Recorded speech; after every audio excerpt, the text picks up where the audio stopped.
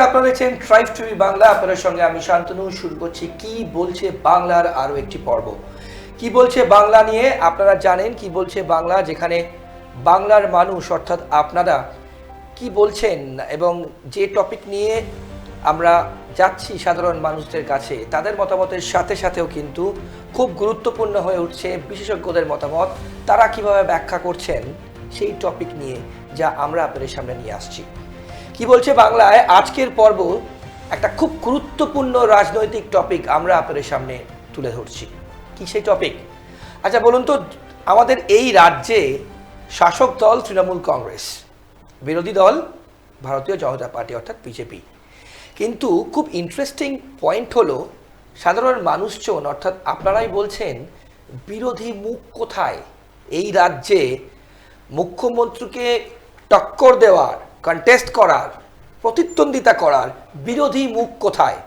2011 সালে যখন প্রথম তৃণমূল কংগ্রেস ক্ষমতায় আসে, মমতা ব্যানার্জি মুখ কিন্তু সব থেকে আগে মানুষের কাছে গ্রহণযোগ্যতা পায়।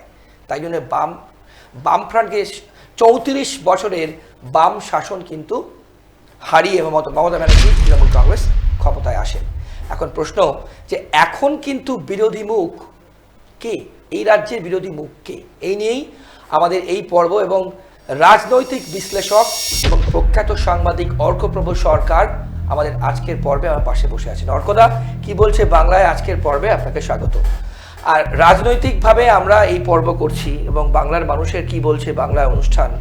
আপনাকে যেটা প্রথমে জিজ্ঞেস করব, এ রাজ্যের বিরোধী মুখ বলতে মানুষজন জিজ্ঞেস করেন কে বলুন তো, কোন দলের বিরোধী মুখ? কাকে বিশ্বাস করা যাবে? তাহলে বিরোধী মুখ আজ পর্যন্ত 2011 থেকে 2025 14 বছর হয়ে গেল, আমরা কিন্তু সেরকমভাবে পেলাম না। এর ব্যাখ্যা কি?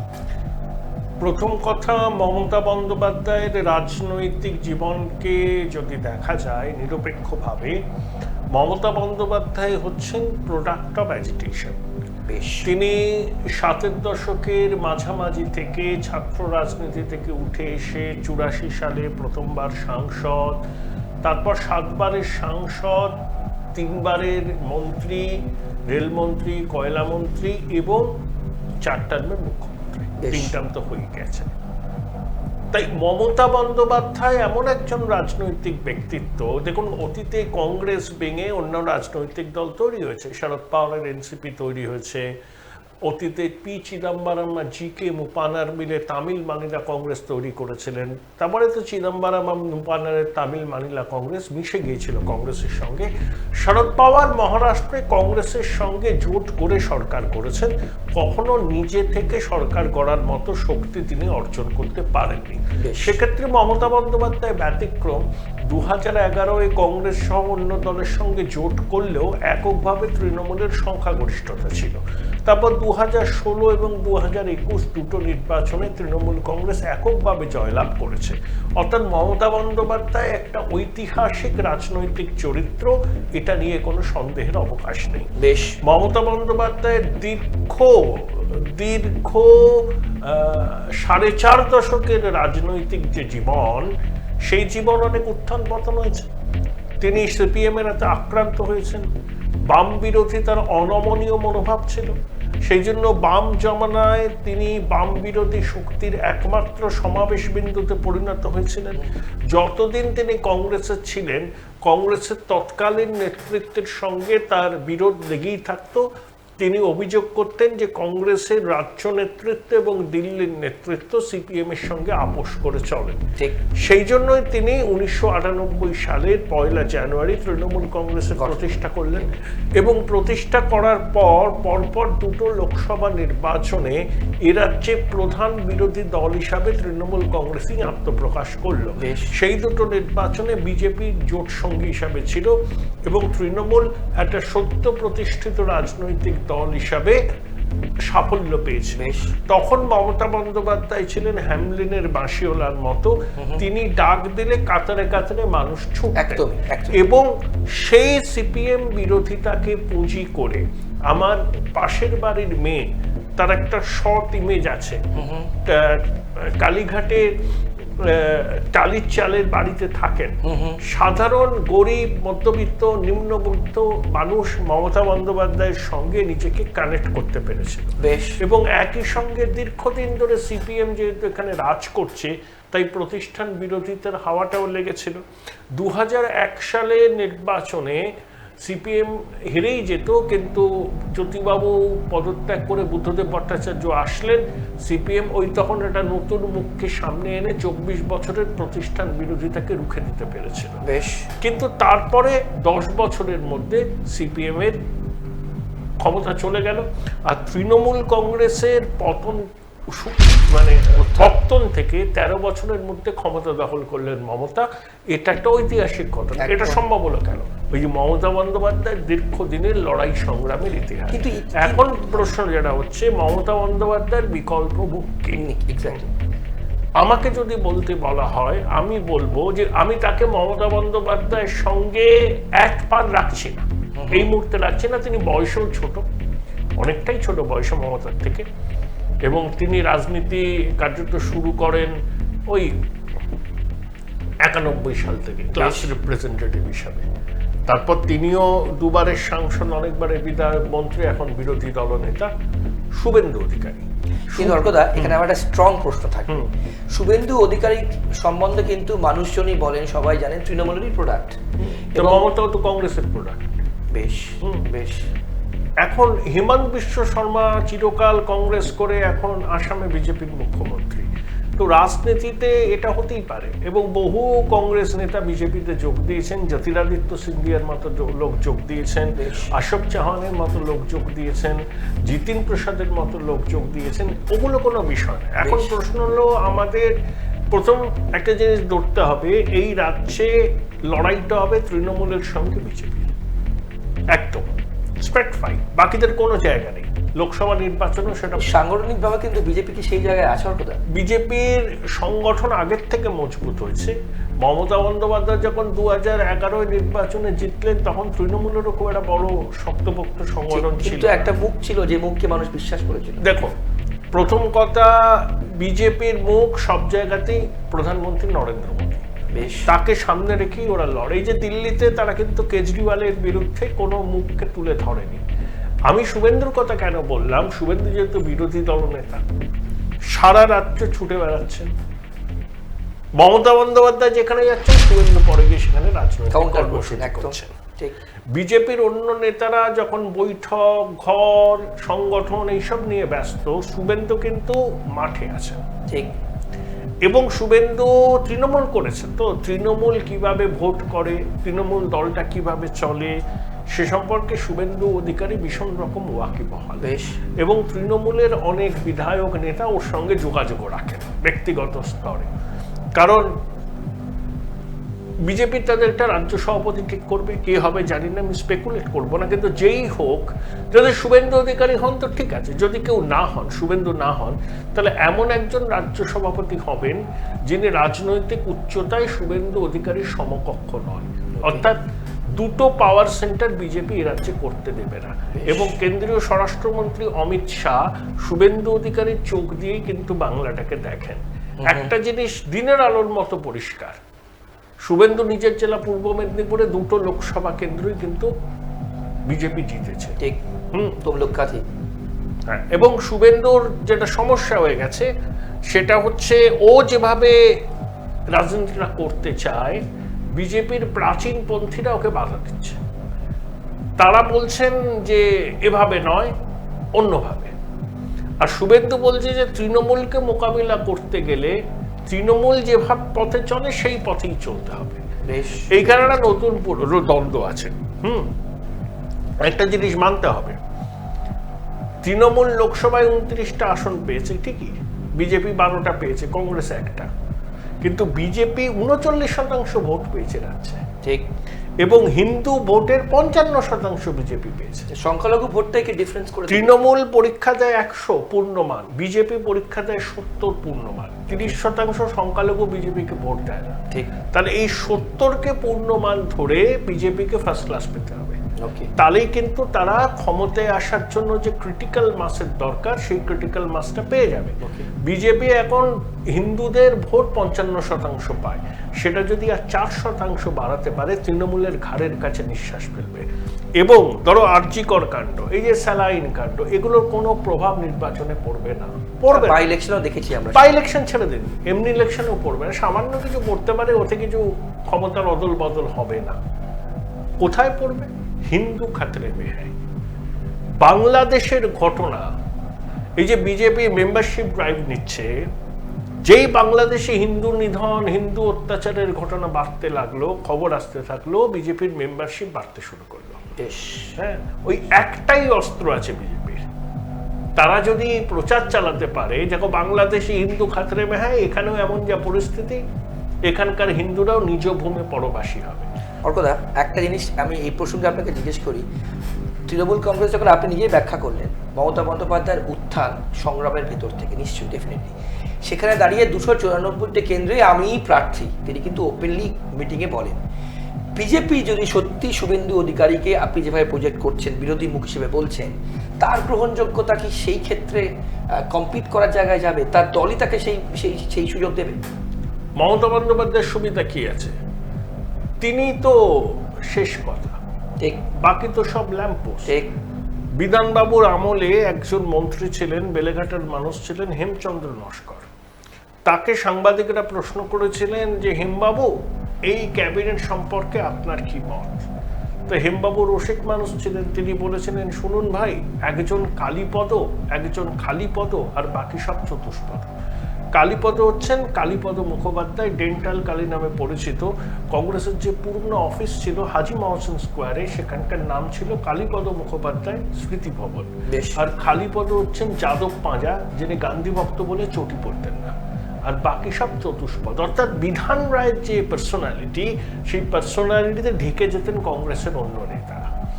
মমতা বন্দ্যোপাধ্যায়ও তাই। মমতা বন্দ্যোপাধ্যায় তৃণমূলের বিগেস্ট অ্যাসেট, আবার একই সঙ্গে লায়াবিলিটি।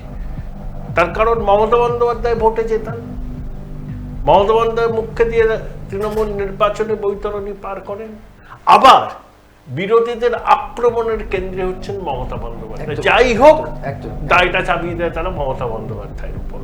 তাহলে সেই জন্য তৃণমূলের কাছে মমতা বন্দ্যোপাধ্যায় অ্যাসেট এবং একই সঙ্গে লায়াবিলিটি। একদমই ঠিক। তাই তৃণমূলের মতো পরিবার কেন্দ্রিক আঞ্চলিক দলের পক্ষে মমতা বন্দ্যোপাধ্যায় যে সিদ্ধান্ত নেবেন সেটাই শেষ কথা, কেউ চ্যালেঞ্জ করবে না। চ্যালেঞ্জ করলে তাকে দলের বাইরে গিয়ে থাকতে হবে। কিন্তু বিজেপি তো তা নয়, তাদের একটা স্ট্রাকচার আছে, আরএসএস আছে, সর্বভারতীয় দল আছে, সেন্ট্রাল পার্লামেন্টারি পার্টি আছে, তারা তাদের মতো করে রণকৌশল ঠিক করবে। এখানকার শুভেন্দু অধিকারী যে মুখ, আমি তা বলছি না, মুখটা হয়তো লড়াইটা হবে নরেন্দ্র মোদীকে সামনে রেখে, বিজেপি যেটা করে। কিন্তু শুভেন্দু অধিকারীকে যদি বিজেপি ক্ষমতায় আসে, তিনি কিন্তু মুখ্যমন্ত্রী পদের দাবিদার হবেন, একদম পরিষ্কার কথা, এ নিয়ে কোনো সন্দেহের অবকাশ নেই। বেশ, হ্যাঁ, বেশ। আজকে বামপন্থীরা ঘুরে দাঁড়াতে পারবে না, কংগ্রেস ক্ষয়িষ্ণু শক্তি। এবং এখানে যারা হচ্ছে মেরুকরণ, হিন্দু ভার্সেস মুসলমান, এসব অস্বীকার করে কোনো লাভ নেই। মুসলমান vote lock stock and barrel তৃণমূলের দিকে, কিছুটা তৃণমূলও পায়, হিন্দু ভোট বেনিফিশিয়ারি, আর হিন্দু ভোটের ম্যাক্সিমাম কনসলিডেশন বিজেপির দিকে। সেই কনসলিডেশন বিজেপি যদি বাড়াতে পারে, একদম ঘাড়ের কাছে নিঃশ্বাস ফেলবে। তখন কিন্তু লক্ষ্মীর ভাণ্ডার কন্যাশ্রী কাজ দেবে না। যারা লক্ষ্মী ভাণ্ডার কন্যাশ্রী নিচ্ছে, তাদের মনে বিজেপি যদি ঢুকিয়ে দিতে পারে বিশ্বাসযোগ্যভাবে যে সব নিচ্ছেন, ওসব আমরাও দেব, কিন্তু আপনারা বেশি দিন থাকতে পারবেন না, এখানে বাংলাদেশের মতো হবে, নিজ ভূমে পরবাসী হবেন। পশ্চিমবঙ্গের সৃষ্টি হিন্দু বাঙালি ঢুকানো খুব টাফ। অর্কদা, ঢুকিয়ে তো দিয়েছে বিজেপি, নইলে এত ভোট পেল করতে। কি আছে বিজেপির এখানে? কি ছিল? আজ থেকে 7-8 বছর আগে বিজেপির কি ছিল? 77টা এমএলএ লাস্ট বিধানসভা, সে তো এই যা হয়েছে হালে 6 বছরে। হ্যাঁ, 39% ভোট আছে। প্রধান রাজনৈতিক বিরোধী শক্তি ঘাড়ের কাছে নিঃশ্বাস ফেলছে এখনই। 5-6% ভোটের তফাৎ, সংগঠন নিতে প্রচুর ভোট আছে, এবং সেটা হিন্দু ভোট। এবং বাংলাদেশের গণনা প্রবাহ বিজেপিকে সহায়তা করবে, এবং সেই জন্য বিজেপি মানে কি উজ্জীবিত হয়েছে, এবং ওরা বাংলাদেশের বিষয়টাকে নিয়ে যা করার তাই করবে। বেশ। আর কথা, এই যে গ্রহণযোগ্যতা কিন্তু একটা খুব বড় শব্দ। মমতা বন্দ্যোপাধ্যায়ের যা গ্রহণযোগ্যতা কমন মাসের কাছে, সাধারণ মানুষের কাছে, পাশাপাশি যদি আমি শুভেন্দু অধিকারী যেভাবে আপনার প্রজেক্ট করছেন, আপনি বলছেন যে ব্যাখ্যা করছেন, তার গ্রহণযোগ্যতা যদি আমরা কম্পেয়ার করি, কিভাবে বলবেন? আমি শুভেন্দুর সঙ্গে মমতার তুলনা করছি না। বেশ, বিজেপি তো কখনো ওইভাবে মুখ্যমন্ত্রী পদপ্রার্থী করে দাঁড়াবে না। লড়াইটা হবে মোদিজির সঙ্গে মমতা বন্দ্যোপাধ্যায়। এই রাজ্যেও হ্যাঁ, সব জায়গাতেই মোদিজি ওদের ভোট ক্যাচার, ম্যাসকট। তারপরে ওরা একজন বিধায়ককে মুখ্যমন্ত্রী করে। এখানে শুভেন্দু অধিকারী যেহেতু নন্দীগ্রামে তিনি অঘটন ঘটিয়েছেন, যদিও সেই ইলেকশন নিয়ে আবার হ্যাঁ, কিন্তু শুভেন্দু অধিকারী কিন্তু লোকে চেনে, ঘুরে বেড়াচ্ছে, তৃণমূলের চোখে চোখ রেখে তো কথা বলছে। তার বিরুদ্ধে তো এই সরকার অনেক মামলা দিয়েছিল, উৎসব রক্ষা কবচ নিয়ে আছে, সবার কাছে পৌঁছে যাচ্ছে। মুখ প্রধানমন্ত্রী মোদী, তার ইমেজকে পুঁজি করেই বিজেপি ভোটে, এটাই এজেন্ডা হবে বলছেন? হ্যাঁ, সব জায়গায় তাই। পশ্চিমবঙ্গে তো আলাদা কিচ্ছু হবে না। কিন্তু লোকালি মমতা বন্দ্যোপাধ্যায়কে চ্যালেঞ্জটা শুভেন্দুকে দিয়ে করাবে। কিন্তু মুখ শুভেন্দু ভোটের আগে একেবারেই বিজেপি সব ডিসাইড করে না। বেশ বেশ, নির্বাচনটা হবে নরেন্দ্র মোদীর মুখটাকে সামনে রেখে, যেটা বিজেপি করে। দুটো প্রশ্ন করবো শেষ দিকে প্রায়, যে এত জনমুখী প্রকল্প মমতা বন্দ্যোপাধ্যায় করেছেন সাধারণ মানুষদের জন্য, দুয়ারে সরকার হলেই জনবিস্ফোরণ হচ্ছে প্রত্যেকে, এর প্রভাবটা কিভাবে আপনি দেখেন? আমি তো বললাম বেনিফিশিয়ারি ক্লাস, সবাই নিচ্ছে মানে সবাই ভোট দিচ্ছে তার কোনো মানে নেই। সরকার তো যে দলেরই হোক সবার জন্য করতে বাধ্য, এগুলো তো ভালো। কল্যাণময় রাষ্ট্রে সরকার তো মানুষের পাশে থাকবে। মমতা বন্দ্যোপাধ্যায় অত্যন্ত কি বলবো আর কি পপুলিস্ট পদক্ষেপ নেন। বেশ বেশ, এবং গরিব মানুষ, সাধারণ মানুষের কল্যাণ করার তার একটা কিন্তু মানসিকতা, একদমই একদমই, এটাকে অস্বীকার করা যাবে না। হ্যাঁ, সেটা নিয়ে চলছে না বিশ্লেষণ হতে পারে, টাকা কোত্থেকে আসছে, ঋণ করে টাকা দেওয়া হচ্ছে, ভাড়ার শূন্য হচ্ছে, পরিকাঠামোয় লগ্নি হচ্ছে না, এসব তো চলবেই।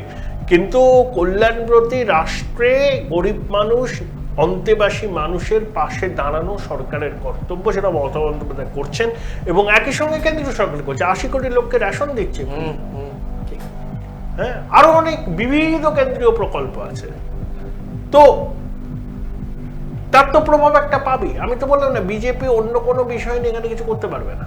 আরজিকর নিয়ে, স্যালাইন নিয়ে কিচ্ছু করতে পারবে না। একমাত্র বিজেপি পারবে, ভালো লড়াই দিতে পারবে, ঘাড়ের কাছে নিঃশ্বাস ফেলবে, যদি এই ন্যারেটিভটা তারা এস্টাবলিশ করে যে পশ্চিমবঙ্গে হিন্দু খাতরে মেয়ে। এটাই এজেন্ডা এবং এটাই মেইন, এবং এটাই করবে ওরা। এটাই ওদের একমাত্র লড়াই করার জায়গা। অন্যগুলো ওদের ভোট ব্যাংকে মানে ভোট পেতে সহায়তা করবে, সামান্য কিছু হতে পারে। মানুষ ওগুলোকে যখন ভোট দিতে যায় না, ওগুলোকে খুব একটা মাথায় রাখে না। এরকম ঘটনা অনেক হয়। আরজিকরের ঘটনা বিপক্ষ, কিন্তু তারপরেও কি মহিলাদের উপর অত্যাচার কমেছে ভারতে? কমেনি তো, রোজই তো দেখি। এটা কোনো ইস্যুই না, অ্যাটলিস্ট এটা খুব হৃদয় বিদারক ঘটনা, কিন্তু এটাকে সব জায়গাতেই হচ্ছে, আমরা একটু কন্ট্রোল করতে পারছি না। এটা আমাদের ব্যর্থতা। আমাদের মধ্যে যদি এই ধরনের জৈবিক প্রবৃত্তি মাথাচাড়া দেয়, কিছু করার নেই, সরকার করতে পারে না। কিন্তু হিন্দু খাতরে মেহায় এই ন্যারেটিভ যদি বিজেপি বিশ্বাসযোগ্যভাবে তুলে ধরতে পারে, যারা লক্ষ্মীর ভান্ডার নিচ্ছে তারাই কিন্তু বিজেপিকে ভোট দেবে। খুব গুরুত্বপূর্ণ স্টেটমেন্ট, খুব ইম্পর্টেন্ট স্টেটমেন্ট। অর্কদা, এই যে মোদি ম্যাজিকের কথা আপনি বললেন, 2024-এ কিন্তু আমরা দেখলাম প্রধানমন্ত্রী রাজ্যে এসে মিটিং করেছেন, অমিত শাহ এসেছেন, সেক্ষেত্রে 800 থেকে কমে হলো 12। কোনো জায়গায় কি বিশ্বাস মানুষ পাচ্ছে? এখানে অনেকগুলো ফ্যাক্টর কাজ করেছে। প্রথম কথা, নির্বাচনের আগের দিন যে সাংগঠনিক প্রস্তুতি দরকার বিজেপি পারেনি, নিজেদের ভোটারদের আনতে পারেনি, আরএসএস একটু গুটিয়েছিল, এই সব নিয়ে হয়েছে। হ্যাঁ,